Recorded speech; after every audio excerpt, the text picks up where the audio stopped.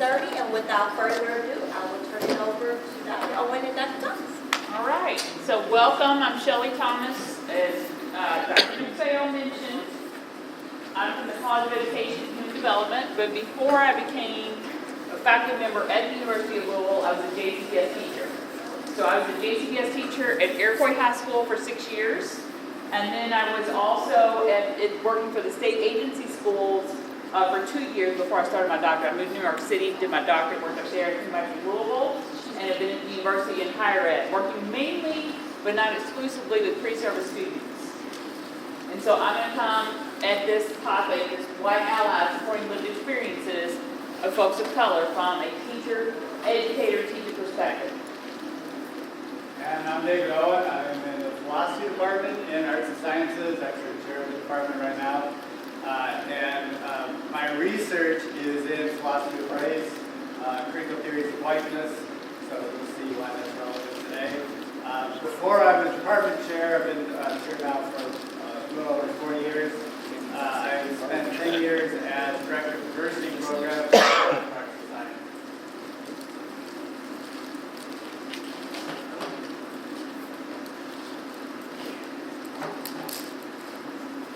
So you can see our learning objectives here for today. You'll be able to articulate how whiteness shapes your classroom, school, and community interactions, and how privileged identities shape their instruction, shape your instruction.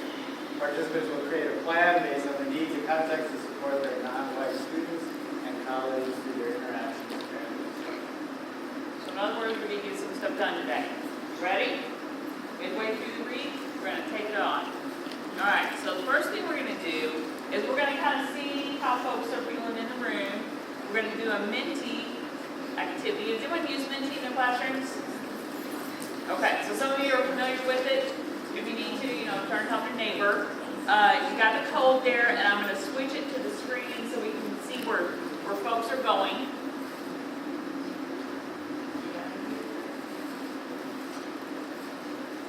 So it's 278701.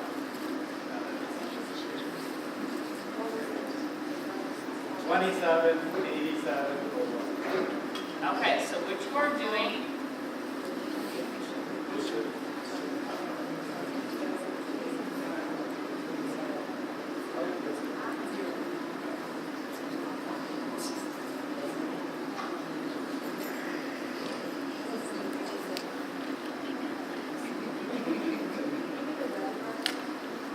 It says menti.com, M-E-N-T-I.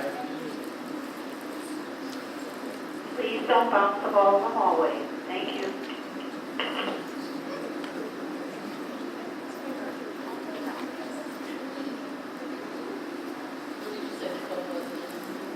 Twenty-seven, 8701.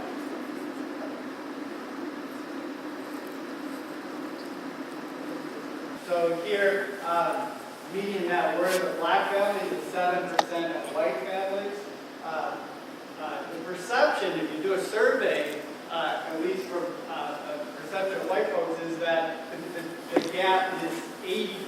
That black folks have 80% of the median net worth. This is the wealth that you have, right? But it's actually 7%, and that the gap is growing. Now, most of these measures, the gap between black and white is actually growing. They've been growing over the last 50 years. Median black wages are only 73% of white wages. The black unemployment rate is double that it is for whites, and it's been consistently double for over 50 years. If you look at unemployment rates, racial disparities, they track exactly double over time. Health, we know, is systematically affected by race. Racial identity, maternal mortality rate of black women is 40 out of 100,000, and for white women it's 12.4 out of 100,000. So there's a significant gap there. There's a lot to be said about health disparities, even when you control for wealth, income, education, neighborhood, there are still health disparities that show up. Even when you control for other factors you think might have an impact on it. Black women are diagnosed with breast cancer at a lower rate than white women, but in fact die from it at a higher rate. White Americans live on average 4 years longer than black Americans. And we could go on. There's one more slide actually. In here, I didn't jot down the statistics, but there's documented discrimination in housing mortgages. There were studies done after the 2009 economic crisis showing that documenting this, it's widely documented, documented discrimination in car loans, in negotiations for cars. They've actually, the black people get worse deals in just terms of negotiating, even when negotiating skills are equal. And then documented discrimination in the employment market. There's tons of evidence there. One particularly interesting study showed that a white man with a felony record has a better chance of a callback for a job interview than a white man with no record, or a black man with no record. Right? So that's the benefit of being white, is it offsets having a felony record in the job market. And I can cite that study if you're interested in that. So that's just to give you a sense of that. So what we're talking about when we're talking about whiteness, in that very first slide, we talked about whiteness infecting the social system, right? Infecting it with systemic racial oppression. That's what we're talking about here, right? Oppression is systemic, and it impacts everybody in that social system, to the benefit of white folks and to the disadvantage of people of color. And so I'm thinking through what we mean by oppression is helpful, and we're going to spend a little bit of time looking at that. Because then thinking about how oppression impacts our classrooms, impacts our schools, impacts our communities is really crucial. You need to have that lens and that fundamental understanding. So Marilyn Fry has written about oppression, done a really nice conceptual analysis of it. And one aspect of it is she describes it as a double bind. That being a member of an oppressed group means that you're in a situation, you're in a circumstance where you don't have any good choices. Your choices are limited. It's literally right between a rock and a hard place. She says one of the most characteristic and ubiquitous features of the world as experienced by oppressed people is the double bind, situations in which options are reduced to very few, and all of them expose one to penalty, censure, or deprivation. She also describes and analyzes oppression in terms of the birdcage. And I think this is a really helpful metaphor. It seems obvious in one sense, but the way that she talks about it is really useful. She says, look, if you look microscopically at the birdcage, if you get up really close to one wire, right, and analyze that barrier really carefully, which is what we do often, right? We might look at housing discrimination, this one aspect of the oppressive system. Look at that really carefully. You see one obstacle, but that's just one obstacle with plenty of room to maneuver around it, right? Well, okay, I recognize you've got that one obstacle, but you can go around that. Right? But birdcage isn't just one solid barrier. Right? A birdcage is made out of the system of thin wires, obstacles. Those wires are real obstacles. But the birdcage functions as a cage because those wires are systematically related to one another. In fact, the cage is 90% open air, right? The actual barriers of the cage, physical barriers of the cage, right? The little wires is a very small percentage of the space, right? But it works because they're related to each other in a very systematic way. That's how oppression functions. I think it's a really useful way to think about it. Because it's important to understand. That's why I wanted to show you briefly the different dimensions that disparities show up. And we can go on and on. They show up in every aspect of social, economic, cultural, political life. And that's what makes the system oppressive. And then Iris Young talks about, analyzes oppression into 5 aspects, or 5 faces of oppression. She doesn't think oppression shows up in one particular way in every instance, but there's this sort of family of ways that it shows up. Now, to be a member of what we would call an oppressed group doesn't mean that you suffer from all of these phases of oppression. You just need to suffer from one of them, or be subject to one of them, to count as a member of an oppressive group. These are different aspects of oppression that show up. Exploitation, which is simply the systematic transfer of resources from one group to another. Marginalization, the prevention or limitation of full participation in society. Powerlessness, the deprivation of the ability to make decisions about one's living or working conditions. Cultural imperialism, the valuing and enforcement of the dominant group's culture, norms, and characteristics. And violence, physical, sexual, emotional violence, including threats of violence and policies that permit violence. These are the 5 different aspects of 5 phases of oppression.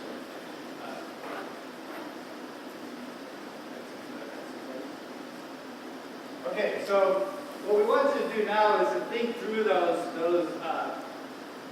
5 phases of oppression. We'll put those back up there in just a moment. We're going to put you into 5 different groups and assign you one of those aspects of oppression and have you brainstorm and think through what are some concrete examples, some specific examples, ways that you see that manifesting itself in your community, in your school, maybe in the classroom. Okay? So to get us started, kind of transition us to here, I'm going to ask you, anybody here teaching in an auditorium like this or in a similar situation? So if you were to, how would you get your students engaged? Or in whatever work conditions you're in, how would you get your students engaged? All right, marginalization. My group, we talked about marginalization. We started off with the COGAT. Basically, we know that the first one, the verbal louder. All right, the verbal analogies is very hard for minority students. So a lot of times that might be the score that kicks them out. They might be on that cusp, but that one section might not allow them to get in. Also, when they get in, they might be the only ones. So you might be the only African American and have 25 other white students in there. If certain topics come up, you feel that you're isolated. The ease of access for our students. If you are at a school at Westport and you live downtown, just participating, being part of your school culture is very hard for you to become because you have to go back and forth. Same thing with clubs or sports teams. If you have that one teacher is the one that's going to take you back to your house, if that teacher misses, then you're trying to figure out how am I going to get back after school programs. Curriculum and representation, really we focus in social studies. African Americans really do not come up until like slavery. Everything else we're really not included, especially like during Reconstruction. Reconstruction is really not talked about. A lot of people do not know there's more African Americans in the United States Senate and Congress during that time, even compared to today. So that's not really talked about. Also just issues like the voting rights and just African Americans when they got their full rights is not represented in the curriculum. Suspension totals, depending on who you are, you might get a longer suspension compared to somebody else. We also talked about that with your suspension. You might be a white student that gets suspended, but they also might offer you might need to go to a mental health counselor. With an African American student, the suspensions, the parents might ask, what options do you have? The school might say, I do not know. The redlining basically is some streets this is school, then we start to go into like the city. The redlining where you go through certain streets, you can kind of tell what neighborhood you're going to. And it could be the same street, but you go to a certain stop, you stop seeing certain things. So the redlining, we talked about that. Also, same thing with the food deserts where certain neighborhoods have a lot of they can go, if they want to go exercise, they have a gym that they can go to. They have a grocery store. If they are a person that's vegan, they got that store. If they're Whole Food, they got that store. If you live another part of the city, you do not have those options. The 400 years of crap, that is basically slavery. It's all kind of lumped together what it is. Slavery was very intricate. Really, we do not talk about the intricacies of the 400 years of crap and how that's still with us today. Voting rights, we talk about the lack of voting rights where, let's say you get locked up, you lose your voting rights. You're not able to vote. A lot of times, people that get incarcerated when they come out, they know their voting rights better than us in this room. So they take it more seriously. Do I see a positive example of people like me at my school? That's basically, when you go to school, do you see somebody that looks like you? Is that person the head of the classroom looks like you, going to understand certain things? So if you are a student that might have a problem, can you sit down and will that person relate? And then we do not have that a lot in our schools. And equity in services, every school, depending on what your name is, you get different things, get different funding. Your PTA might be bigger than other schools in other areas. Thank you. Powerlessness. So I think we can all agree that depending on what your income is, that has a lot to do with where you live.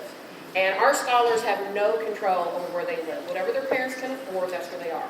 And for some of them, that's maybe a not so safe area in the city. It might be an area where there are no resources nearby. A parent can't run out at 8 o'clock in the night and buy a poster board if a kid needs it for a project. So that definitely impacts it. We also know that student assignment plays a big role in this. Louisville's very segregated, and even though we do have school choice, you're not guaranteed your first choice. And even from the schools that you get to choose from, some of our kiddos are talking about some pretty long bus rides every day.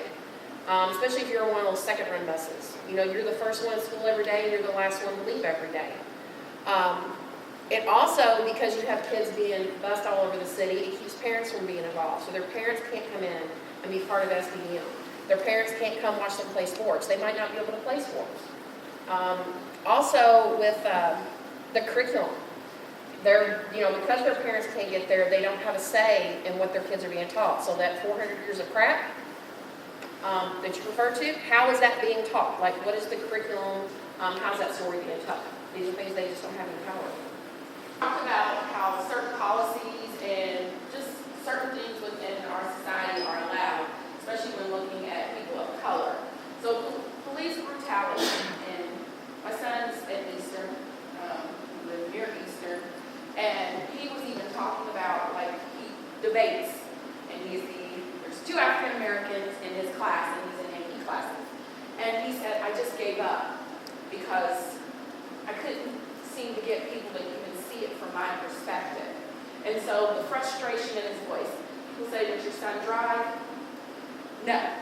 He has his permit, still has not gotten his license, not pressed. He shared with my mother the reason why he is not so hyped up about getting his license. He worries about being pulled over. So when you think about that, he's 17. Still, all his friends drive, and because of where he goes, the majority of his friends do not look like him. And because he's in AP, plays soccer, we are immersed in what some people would say white culture. But the fact that my son still does not have his license because of fear, what does he do if he's pulled over, even if he's doing nothing?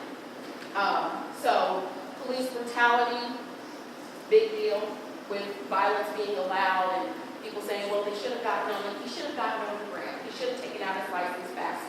That mentality right there is just continuing to be perpetuated throughout our society. And I know some people in here understand.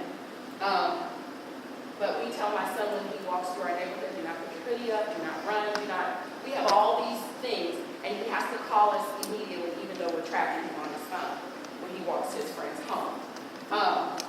The justice system ties in, as we know that it's not fair. And it also ties in with our school system, looking at suspension rates, the violence, kids can get in a fight, people can commit the same crime, if somebody's white versus black,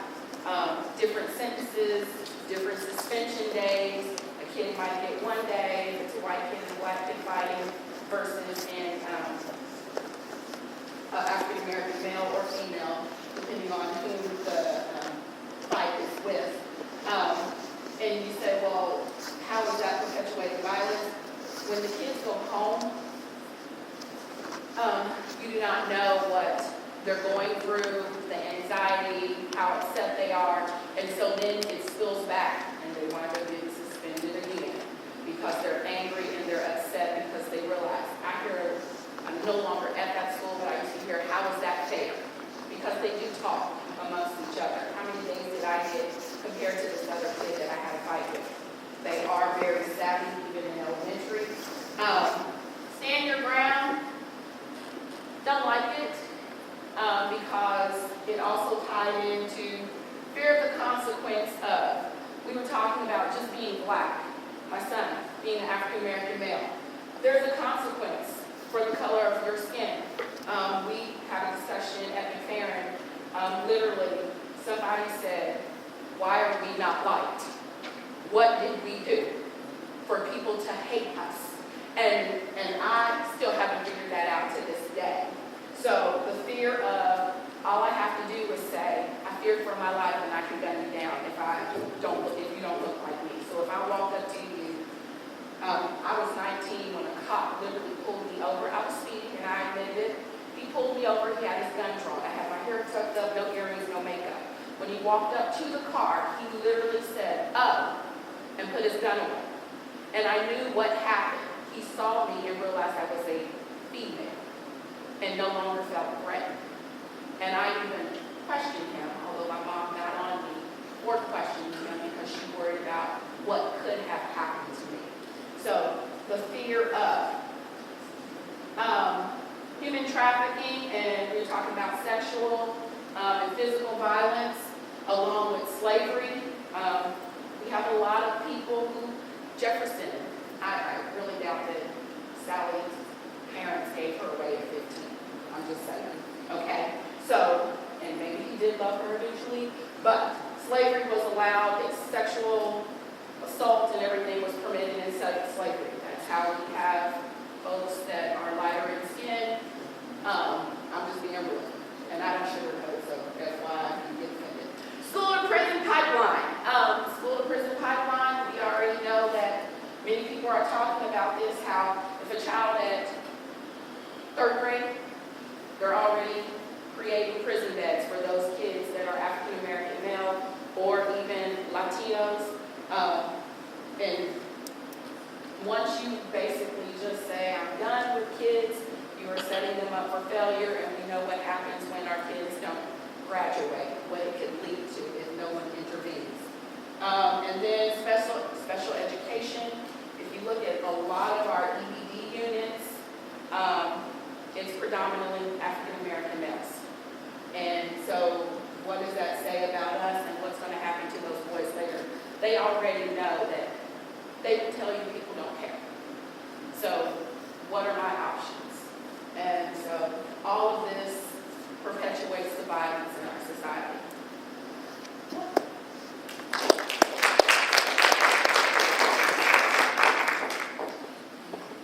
Y'all are so smart. So what are the patterns that you've heard across these spaces of oppression?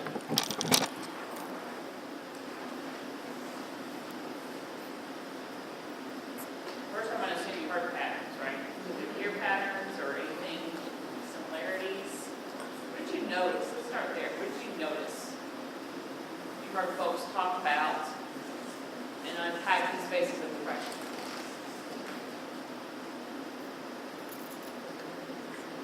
What you see in different communities, what they have and don't have. What you see in different communities, what they have and don't have, and how some communities have ready-made to get, and other communities have to go outside of their box and get what they need.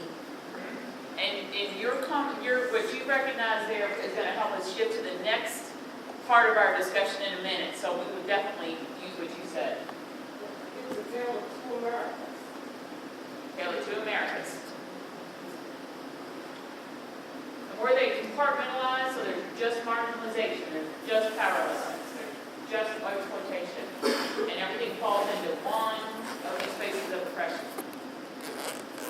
lot of people shaking their heads no. If you're shaking your head no, are you willing to explain why you're shaking your head no? I like the voice. Like a voice? Systematic. Systematic. It's systemic problems that have been around forever that it's just like how it is.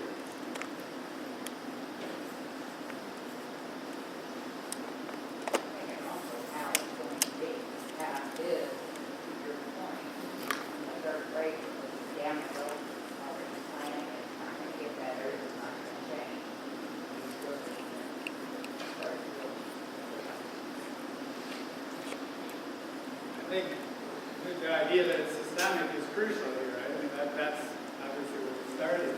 But looking at these different aspects of oppression, you see actually similar ideas show up in different aspects, right? Because we're describing oppression just from different angles, different perspectives, describing the same set of structures, the same structures that are shaping that social system.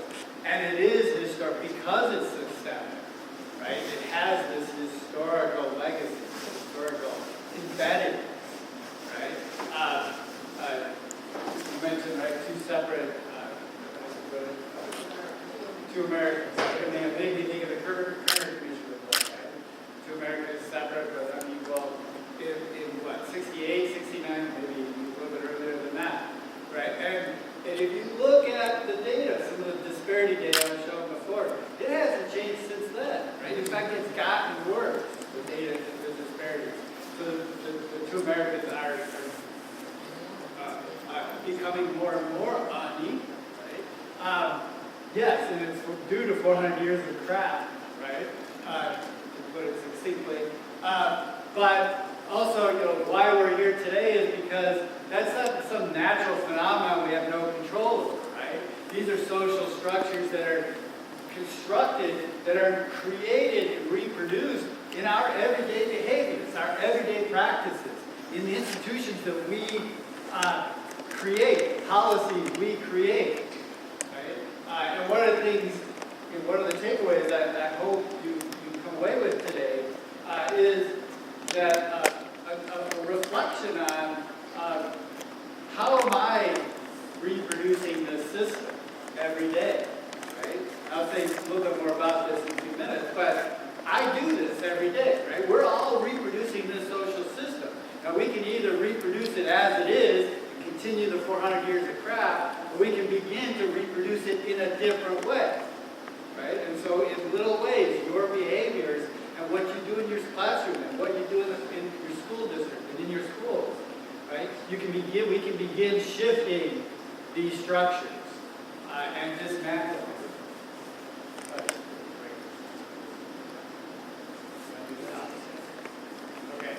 Okay, so we'll just talk briefly about white privilege, right? Because we've been talking about oppression in terms of how it disadvantages particular groups. And this is often how we talk about race, right? We only talk about those people that are disadvantaged. And what we want to do today is shift your perspective, right? For the folks of color here, right, you don't need this shift, right? You don't really see it. But for the white folks, right, it's a matter of thinking about ourselves, right? How am I a part of this social system? How is this system benefiting us, right? So white privilege is one particular key concept. That's the effect of this racial system that's benefiting me on an everyday basis, right? Simply because my skin is white, right? You perceive me as being white. I get located in a particular place in the social system, and then I benefit from that, right? I don't have to worry about certain things. I mean, I don't have to worry about when I'm driving, what's going to happen. I can tell you a quick anecdote about this. It's minor, but it's an example of how white privilege works, right? I got into a minor fender bender picking up a speaker in Louisville once. The police came, took the report and everything. And as I was leaving, the police officer handed back my insurance card to me and said, oh, by the way, you might want to put the current insurance card in your car. What I had given him was out of date. I didn't have the current one in there. He just assumed it was up to date, that I had insurance. It was just a courtesy. Oh, by the way, right? I'm pretty sure I got the benefit of the doubt there because I was white, right? Not just because I was white, right? There's intersectional identities going on here, but that's a big piece of it. Well, I just want to say even more simply put, I've never been afraid when I've been stopped.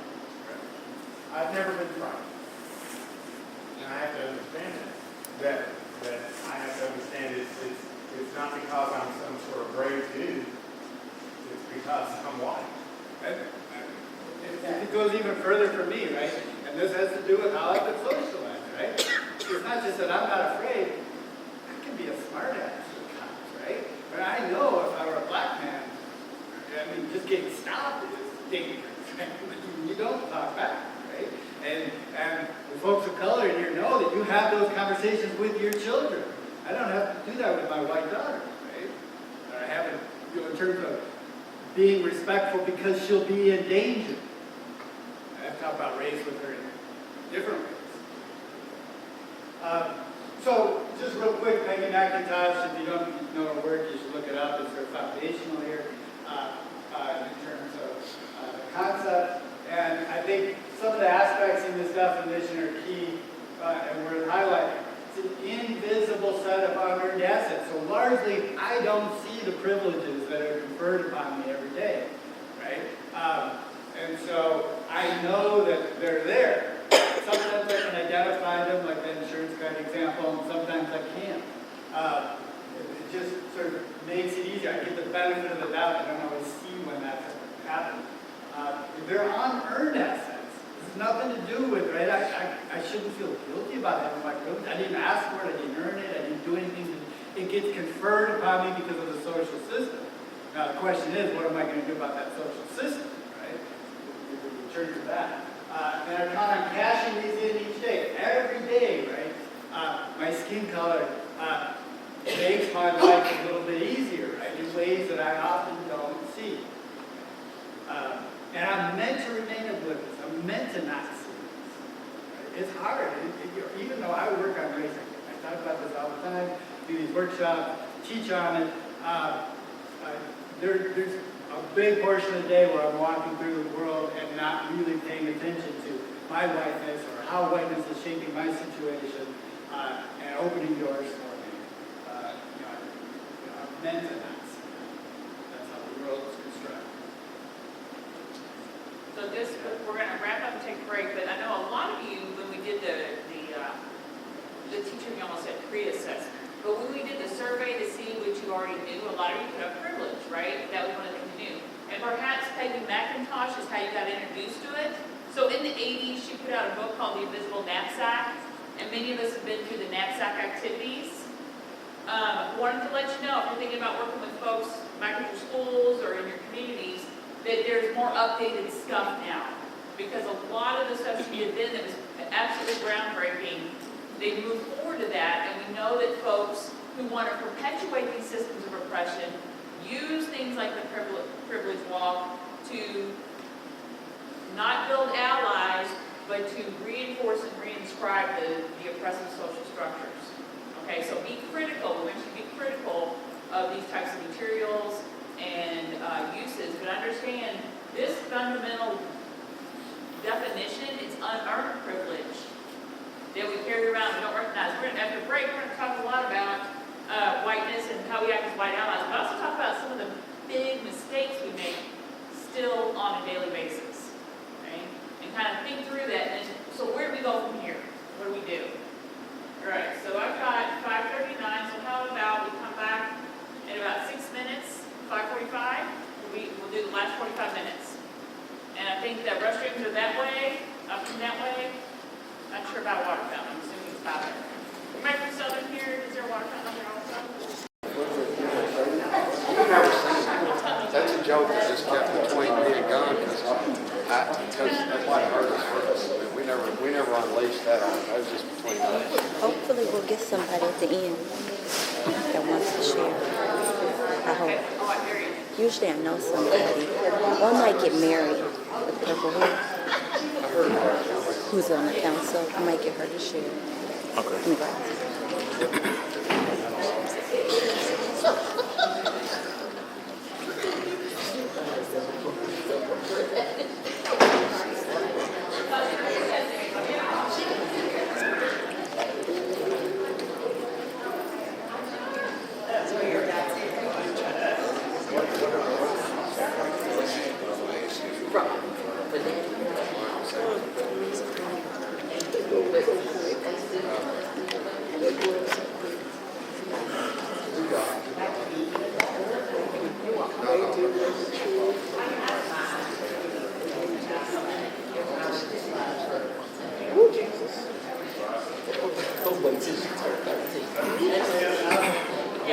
everybody didn't get one, I've got one. So is anybody actually able to see it up there?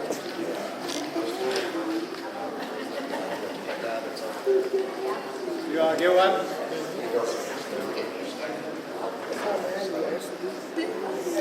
Okay. Now we want to begin reflecting on our own social identities and how that interacts and intersects with the space that we're in. And so you can see down the left-hand column a list of different dimensions of your social identities. It's an incomplete list necessarily, so that's why there's an option at the bottom to fill in something that might be particularly salient to you. The second column in my group membership in this dimension, that's where you would self-identify. So for me, I would be male, white, heterosexual, middle class. You self-identify to the degree that you feel comfortable. After that, what you do is just put check marks in there. So dimensions that I am most aware of on a regular basis. Which aspects of my identity am I aware of on a really regular basis going through the day? Right, what am I thinking about? What's the sort of forefront of my consciousness? And then which aspects am I least aware of? Do I not think about? So for example, for me, and this will be different for everybody, but for me, my able-bodiedness is something I'm not aware of most of the time. Occasionally it will rise to the level of my consciousness. Most of the time I'm not thinking about it. The world is built for able-bodied people. I move through that. I'm not disabled in any particularly salient way, and so I don't think about it, just as an example. And so you just put check marks in, working your way across. That's about power and privilege in the institution. What's giving you power and privilege in the institution, in the culture? How does it shape how your students and colleagues see you? How does it shape the work you do, whether you're a teacher in the classroom and so on? Okay? So just complete that, and then we're going to have a discussion. Any questions?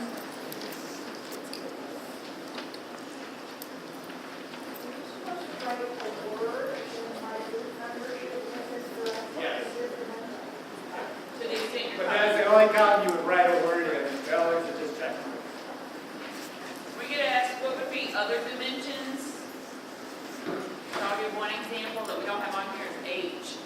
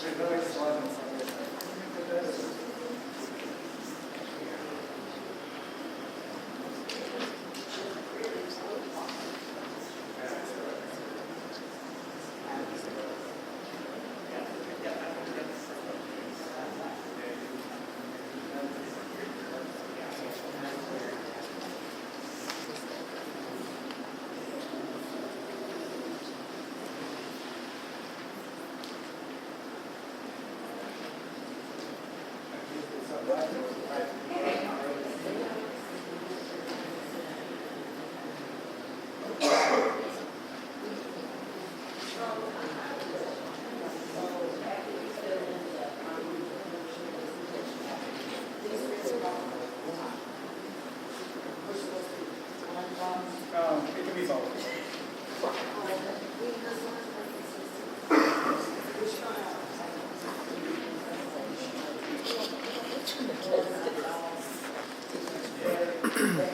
No, it's not a rank. So you can mark multiple boxes in those columns. So you might be aware of multiple identities on a regular basis.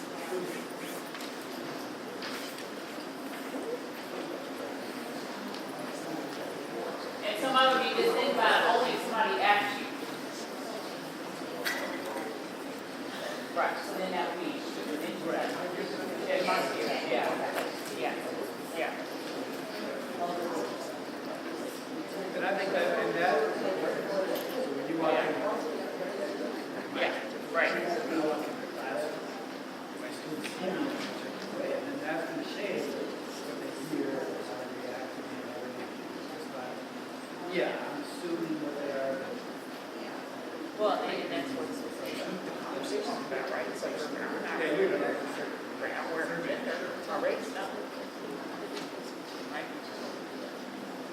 ability.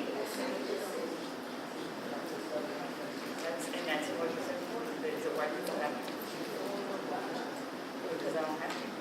Because I don't have to face that. Yeah. Now, I need to. And that's what we're talking about white allies. So that's why we do it.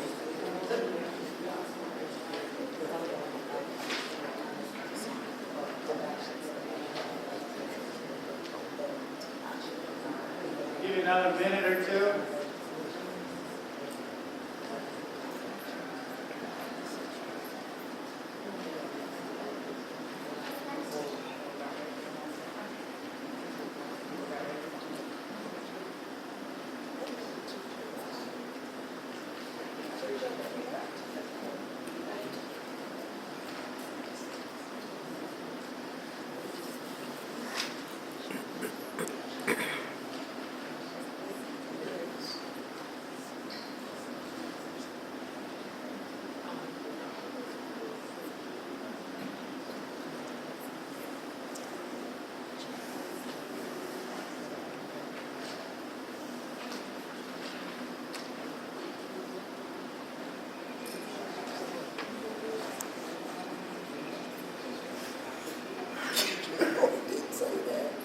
So about another minute or so, and then guess what? We're not gonna have you get up. But we are gonna ask you to pair up. Because this is important to have a conversation about this. And I know we're gonna move paired up with somebody close to us. How many people are here with somebody you know you have to tell them yourself? But perhaps take a risk and talk about this with somebody you don't know. Talk.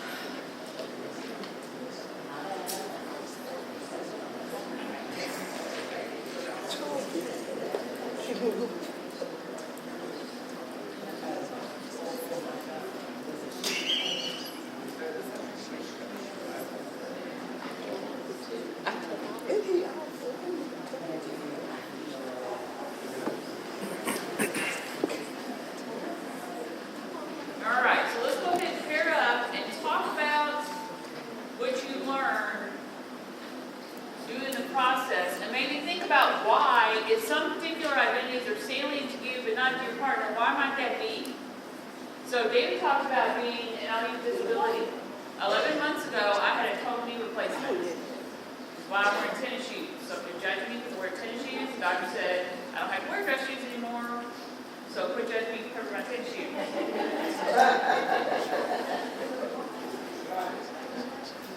Pretty awesome not having to wear dress shoes, I'm telling you. Although I do miss cute shoes, I do miss those. So anyway, so ability never occurred to me. You know, I was one of those mediocre athletes who did 4 sports, but I was mediocre at it, but I saw myself as an athlete and as an able-bodied person.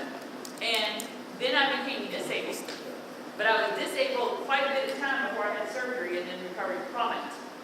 So my identity shifted at that point from able-bodied to disabled, and now I'm slowly getting back again, although my range of motion isn't quite there. But that's how, you know, and it's kind of I don't think we flippant about that, because ability and disability is a very, very important thing to think about. But that's how fast it can happen for some of our identities. Other identities are absolutely permanent. Okay? So talk about that and how it think about how the different identities that are salient to you and what that means for us in terms of these social systems.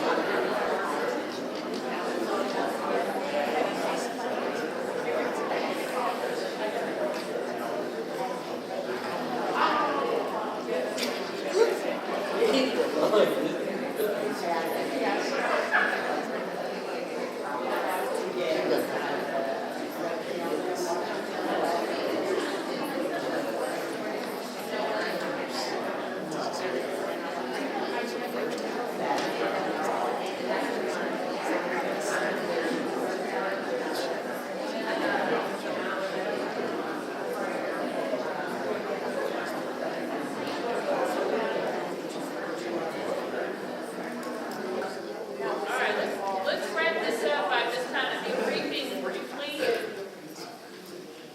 Because I know, how many of y'all got grades due tonight? You're good grade? Oh, you're done then. So count the good first, yes. Whatever y'all had to do, you know, you want to get home. You won't stay after 6:30, you know, we're going to ask, no, we're not going to ask you. I got to get homework too. We're not going to ask you to share out, but what did you learn through the conversations?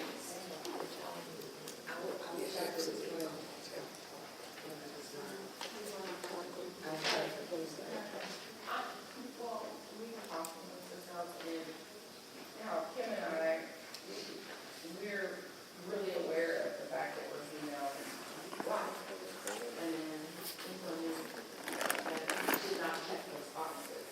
So it was what you were saying. You don't have to be really made aware or self-conscious about it. You just go about your everyday life. And, you know, like people of color, you know, depending on who you interact with or what environment you're in, I know I've walked in, I'm trying not to get upset, but somebody said, before I knew about, my grandmother had food stamps for years, so when I came back, the EBT card existed. I didn't know what it was at first. I'm just being real. And so the woman said, you can swipe your EBT card. And assume you know what it is. Right. And I was like, oh, is that my debit card? So she looked at me and went like, she has no clue as to what I'm talking about. But the fact that she made that statement, so once she said it, I realized, oh, and I called my friend and I said, she just asked me to swipe my EBT card. And my friend said, girl, and I said, she said because you're black. And I was like, what? So then I got upset after the fact, but it was the fact that it was just an automatic assumption that I had to make $8 an hour and you're saying that to you. right. And literally, and I was like, wow, you know, so.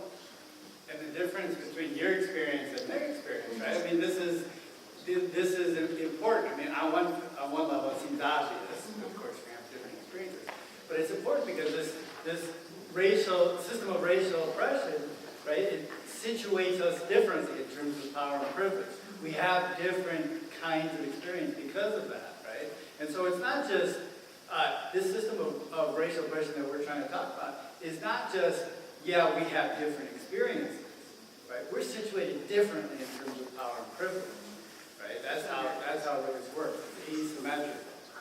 Well, and we were talking about how she asked me,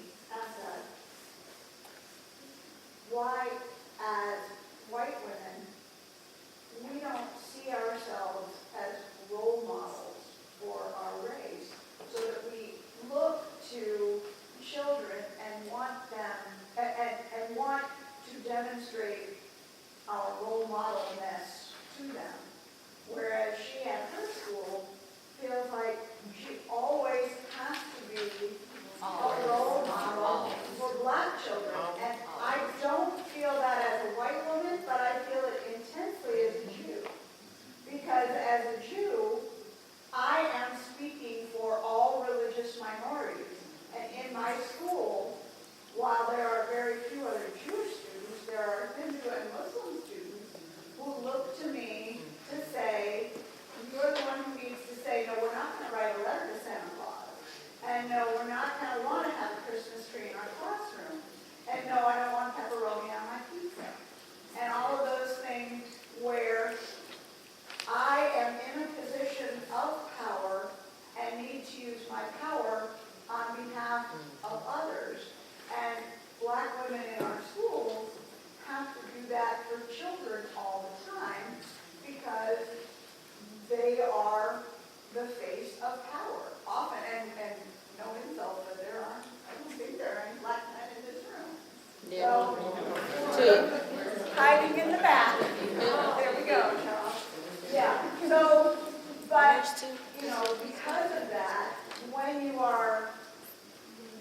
are seen as the one who speaks for all.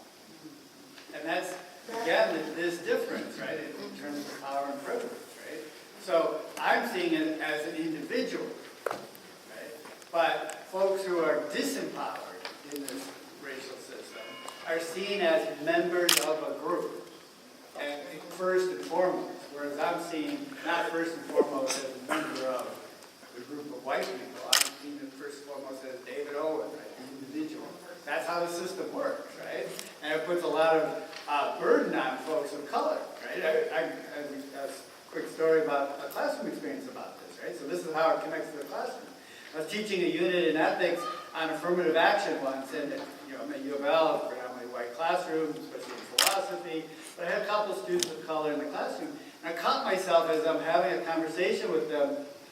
On one hand, I was being really reflective because I did not want to, I'm aware that I should not call out those students of color and say, hey, what do you think about this? Right? I really want to know the black perspective on this. I was really aware of that, but I caught myself intentionally not making eye contact with them. I wouldn't look at them. And I stopped myself in the class and talked to the class about it. I said, look, here's what I was doing. This is why it's problematic, right? You have to be really reflective about that space and how, right, they're perceiving me, what I'm doing, and always paying attention. Right? Yeah. And piggybacking off of what Deb's conversation, when we are black women in our buildings being that role model among our peers and our colleagues, we have to fight for that power because they see us as less, or they don't respect us oftentimes in our role. And especially white males, they like to, they don't want to listen to what you have to say or take your direction oftentimes because they know it all. And I'm not saying all white males, but oftentimes white males feel, well, I'm not listening to that black woman, or I'm not going to do what she tells me to do when I'm their superior, and they feel like they have to go ask someone who looks like them is what I'm really saying is true. And that makes it harder for us to be that role model that we truly want to be to all students instead of just to our students. Right. Yeah, that's a good example of the intersection of race and gender. Mm-hmm. Right? We had a presentation by some of our African American male teachers and administrators in our buildings to explain like racial bias and things like that, so that they, regardless of their position, would be looked at as security guards. Because they're a black man that in the building, that they must be a security guard, especially if they're a bigger guy. And so he says, I have to wear a shirt and tie every day so that they understand that I'm not a security guard.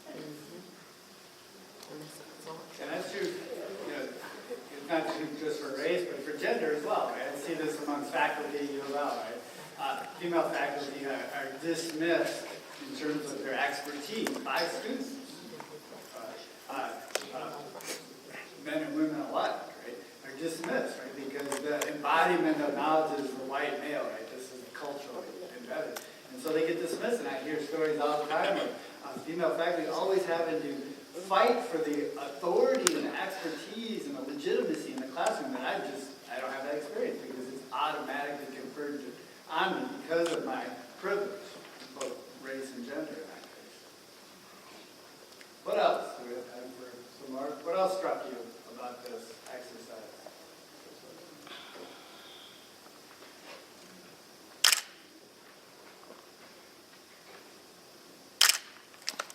So lots to think about, as we were saying, lots more conversations to have. We want to shift now to thinking about how to be a white ally. So now what, right? We started out, and many of you in the exercise we did with the faces of oppression, and even before that, we're talking about, things are bad and it gets worse. And the reason we're here, and the reason we're here is because I don't want it to get worse, right? I'm ready for it to stop. I'm realistic about it. I know it's not going to happen tomorrow, but I'm ready to do my part to push back against these systems of oppression. talk about in the last 15 minutes that we're here together, and then set up some expectations for now what, right? Now what? 6:30 when you all go on, you all go back to where we go tomorrow, then what? What are you gonna do? So we're talking about the range of possible ways to be an ally. And this just sort of sketches out, as Shelly just said, the range of ways. Now, I don't think any of these is adequate on its own. In fact, I'm not quite sure of it. So having cross-racial relationships with love and trust is really crucial, but certainly not enough. Citing your black friend isn't enough to say that you're a white ally, right? Having a really good black friend doesn't make you an ally automatically. But I do think it's actually quite important and valuable. Advocating for the interests of those targeted by oppression. So being an ally, right, means standing up, right? When people's voices are being suppressed or marginalized, you stand up and confront what's going on, right? So be an advocate, be a vocal advocate. Use your privilege sometimes, right? Use your power in certain circumstances to stand up. Being an accomplice, a lot of people talk these days around this literature, they say, well, allyship is too passive. You really need to be an accomplice. I think there's something to that, right? Although I don't dismiss just being an ally, because everybody will enter this in a different way. But being an accomplice means actively, as we were talking about before, actively trying to dismantle these structures, right? Through changing practices, through changing policies, through talking with one another. We actively try to change these systems of oppression. And then risking one's privilege, right? If you're vocal enough and challenging racial oppression, you will get pushback from other white folks, right? Because you're not being a good white person, right? And people will do that, amongst white people, right? People will sometimes tell a racially tinged joke, right? And everybody's sort of expected to laugh. If you don't laugh, if you challenge that, right, you're suddenly not, right, part of the community, and you'll get dismissed, you'll get shunned a little bit, right? You'll say, well, I was just joking. They'll say, I was just joking. Come on, what's wrong with you? Well, no, that's part of the problem. to let that go by. I had a friend that really had black hair, a really good white hair, and he said, things aren't going to change until more of us speak up. Like he says, when you listen, he said, like if we listen, we hear you all, it looks like right people, like complain, but it has to be everybody that wants to change. And that's exactly what we got here. Do the work among other whites. I mean, that's aimed at the white people, right? Right? And that's why Shelly and I are up here, right? It's really important, right, to be an ally, to make this change. White people have to step up, right? We need to have conversations with each other. We need to educate each other. Now, that doesn't mean in isolation from communities of color, right? That's important, because then our perspectives will get distorted. But I also don't want to rely on my friends of color, my colleagues of color to educate me. That's not their role. In fact, unfortunately, you all have to do that too often, right? Already. White folk need to step up and do this work and do it with our own folks, right? Our own community. Being accomplished, I've already mentioned that. Recognize that whiteness is an asset. It's a form of property, as Cheryl Harris has analyzed, right? I don't mean that in a good way, but that's just a fact, right? That's how it works. It gives me power and privilege. Well, I can leverage that. I can use that in certain circumstances to speak out and not maybe fear the certain repercussions that other folks might be targeted with. Pay close critical attention to the language you use. It's deeply embedded in our language, the way we reproduce these systems. And we really have to pay close attention. And we're so deeply socialized into that and constantly re-socialized. I'm always catching myself and trying to fix my language. I still have very ableist language. I've really struggle to get away from ableist language. Oh, that's just crazy talk. That's ableist, right? And it's deep, it's so deeply embedded. I'm surprised that I really struggle sometimes distinguishing that, right? And I think that's another key takeaway here is, you don't go through a workshop like this or a series of seminars and then you're a good white person now, right? You've done the end racism training, right? I'm no longer a racist. It doesn't work that way, right? We're always implicated in one way or another. And so it's an ongoing process. You really have to always be struggling. Jay Smoove talks about, it's like getting clean, right? Well, once you take a shower and get clean, you don't go through the rest of your life saying, hey, I did that once. I don't need to do it anymore. Right? You have to always be unpacking these cultural forms of oppression that we internalize every day. Seek out knowledge, listen and learn, seek out knowledge about non-white worlds. So I have to intentionally, as a white person, try to understand what does the world look like from the other perspective, right? And so one way that I found really, there's all sorts of ways you can do this. You film good films and videos, but I found reading good novels, literature written by people of color, really gives me an insight into what's it like. And that's different, and it's radically different from my experience. And I spend a lot of time reading online news sources or online blogs that are written by folks of color. But again, going back to the listen and learn, you'll see this a lot of times on these social media sites. White folks will chime in where they just need to listen. It's like, you're there, you're a visitor, shut up. So it's going to be, and you're going to want to, right? You're going to want to, for a reason we're going to look at next. But the point is, yes. For those that like podcasts, there's one podcast that's seen on the radio called Seeing White that is good. What is it called? Seeing White. Robin DeAngelo's got We're going to talk about that in a minute. I remember there's a podcast that was built up that I like quite a bit. It's really good. Code Switch.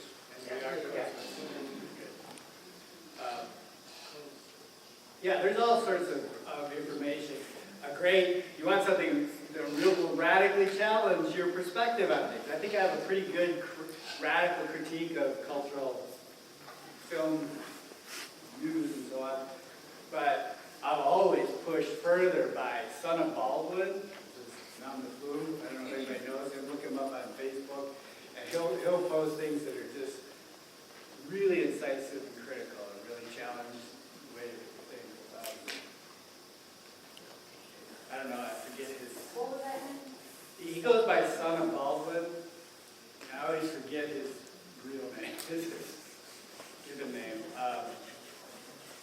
But you should be able to find him on Facebook under Son of Baldwin. So if not, send me an email, david.owen. Okay, so, literature, I've already talked about. Say how whiteness works from the perspective of people of color, right? Everyone from James Baldwin to Toni Morrison to Ta-Nehisi Coates are analyzing whiteness. Du Bois, W.B. Du Bois, analyzing whiteness. Right? They're doing it, sometimes maybe not naming it, but that's what they're doing. So it's important to read those authors to understand how their whiteness really functions. And start seeing whiteness in your life. And you really have to attend to it. You have to work hard and pay attention. And ask yourself, right, how's whiteness shaping this room? Right? It is in a variety of ways. And just start asking, right? Who's speaking, who's not, right? Who's being silenced, who's being marginalized, who's being talked over, all sorts of ways. Right? And just start paying attention. And as you learn and read literature, you'll see new ways to see white. And don't just protest or engage in virtue signaling. Work actively for change. I get impatient with social media, with white folks often posting things. It's just virtue signaling. It's like, oh, look, I'm a good white person. I see this problem. Right? Maybe there's an educative function there, but it's not enough, right? We really have to engage in the work. And the work is hard, and you will make mistakes. You will screw up, and you have to have friends that will call you on it. And when you get called out, you have to just recognize, okay, this is a learning opportunity. I screwed up. I do this all the time. I mean, I've just had an experience. I've been doing this work for a long time, thinking hard about it. Every semester, I can tell you a story from my classroom that I made a serious mistake. All right, And I try not. y'all ready to hear I've screwed up? Let's talk about the barriers to being a white ally. Anyone heard of white splainings? Anyone who's heard of white splaining want to explain it to everyone? And I will say I'm guilty of being a white splainer.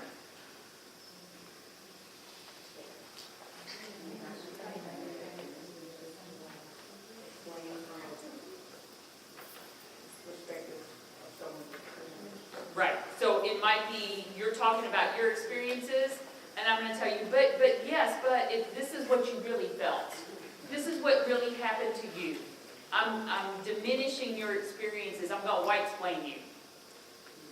Because I don't want to get uncomfortable hearing about the uncomfortableness of your experience. So, guilty of white explaining, don't do that. I try to watch that. And I'm a teacher, so I like to explain things, and I taught history. So I like to explain history. But I don't know all the history. And I don't know everybody's experience, so I gotta watch my white explaining. Okay, I have a question. Yes. Okay, so I heard you say that, but give me an example of two people having a discussion, somebody saying something, and the other person begin to white explain. So, let's say you're talking about your experience getting pulled over. Well, was your license expired? Okay. Trying to just. I've never But had that experience. But I know that person. They wouldn't say that. They're good people. Yeah. That's my best friend. Yeah. So then I'll say this, so when that begins, the person is not aware that they're white explaining. So how do you stop that?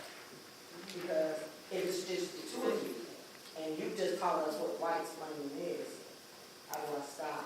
Tim, can I jump in there? Guys, Tim Wise, I forget which clip this is. It's a really short clip on white privilege that he's got. I don't know if you know Tim Wise. He's a white guy that talks about white privilege and whiteness all the time.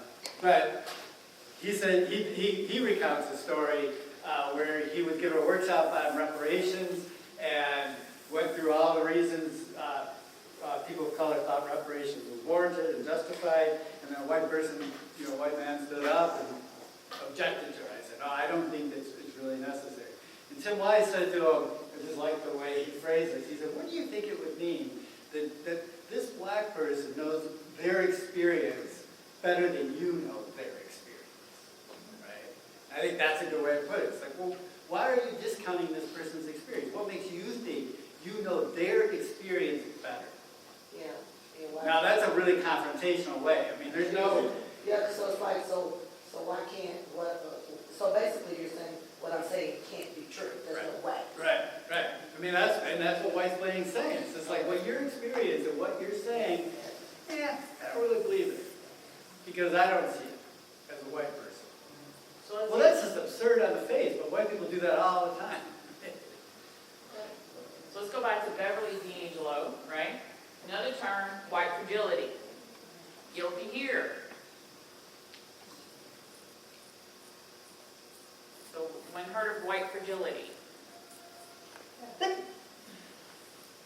you can't talk about whiteness with white people because we don't acknowledge that we don't suffer. That we are not needing to defend ourselves because of our race. And we might get angry or we might get really upset and start crying because we're fragile. Okay? So let's say you correct me, you call me out. Oh, yeah. Okay?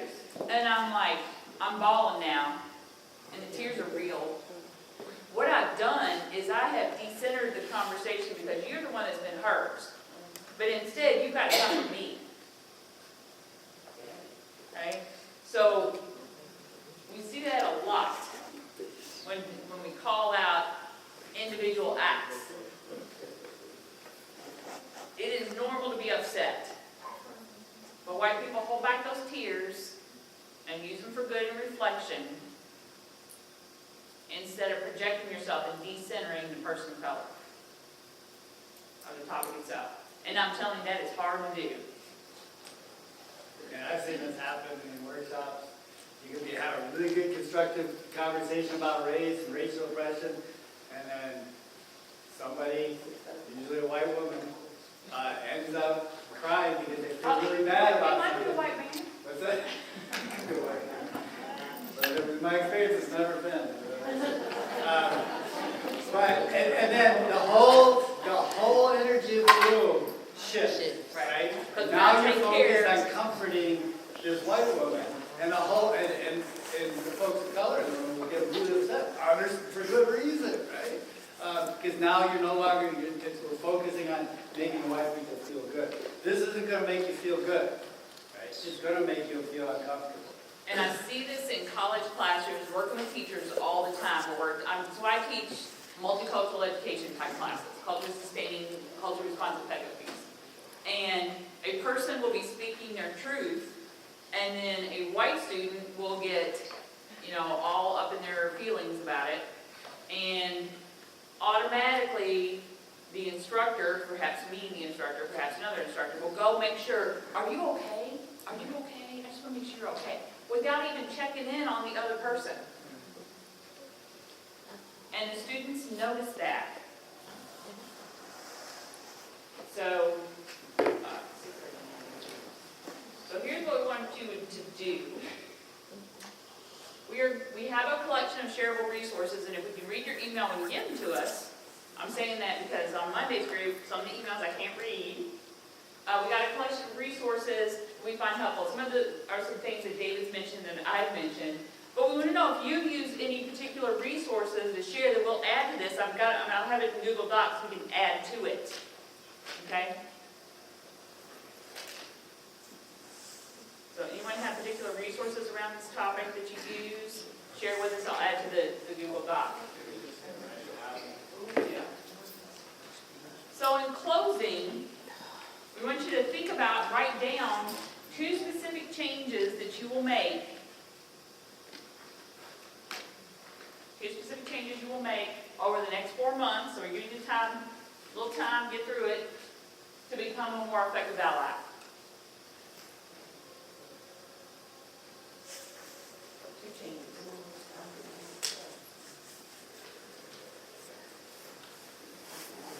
Write those down, put your email down there.